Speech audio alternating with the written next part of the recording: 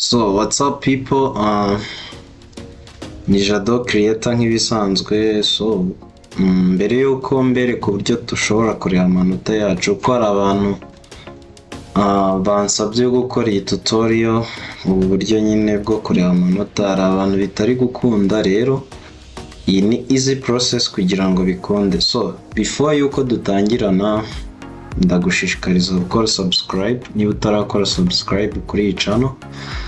So nkazajya mbazanira utundi tuntu turenze.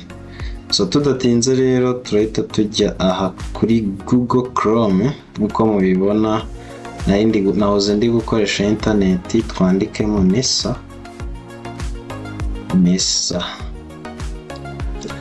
Hanyuma turafungura iyi link ya mbere.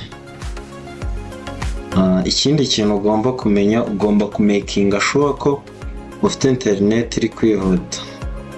Niba udafite internet iri kwihuta ntabwo bizakunda. So urabona ko nyine njye namaze kugera kuri website, none ndakika kuri ino link yitwa exam result. Urabona nayifunguye, iyi ni ya link nari nafunguye kare, dutegereze ifunguke. Ubwo no ku bantu bafite telefone ushobora kujya muri Google Chrome, hanyuma warangiza ugasacinga ijambo Nesa. So noneho hari abantu bari kugira hano bakambwira ati badusabye username, badusaba na password. Username na password hano ntago bikenewe, ahubwo ikintu urakora uraza ukirika nga handitse National Exam Services. Sorry.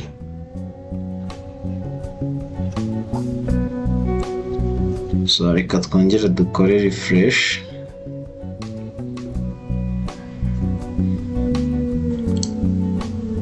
But nkuko nabibabwiye, murabona ko iyi link ntabwo iri gukora. So hari akandi kantu kari interesting ngiye mfite, kaka link ndi buze gushyira muri comment ku bantu nyine bagashaka, kaba ariko baza kuza kwifashisha.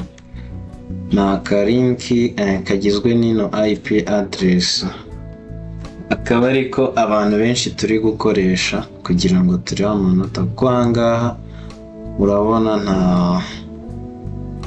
nta view result link option ihari. So turategereza nk'ibisanzwe.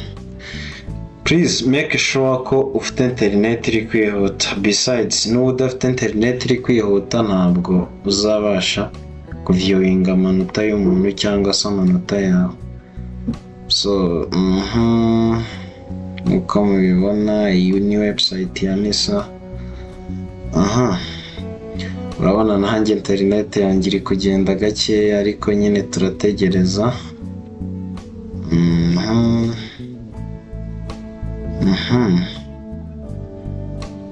So yeah, ndabona byakunze.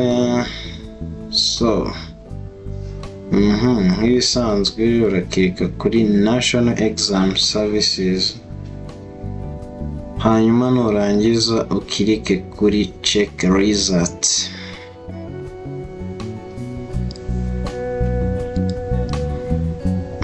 Utegereze, njye mfite internet iri kugenda gake, ariko ubwo niko byagenze. Urategereza ino link ifunguke. So guys, nkomeza kwibutsa yuko umuntu utarakora subscribe kuri ino channel ashobora gukora subscribe. So noneho ahangaha tugiye kugerageza index number zitandukanye. Urabona ko hano, sorry, ibi ntabwo ari ingenzi. Hano mfite index number ya primary, nagira n'iya secondary. Abantu muri kumbaza ngo iyi field ngo ese ngo ko ari barimo kutubwira ko ari primary levels na secondary birakunda. Hano yishyizemo, urabona ko secondary barangwa na ordinary level OLC. hanyuma ugakirika get result. ugategereza nk'ibisanzwe. Wait, ubona ko result ndazibonye. Urabona nk'ubwo nyine bamwohereje ingoma kuri iki kigo. So reka nse n'usubira inyuma nshyiremo n'iya primary.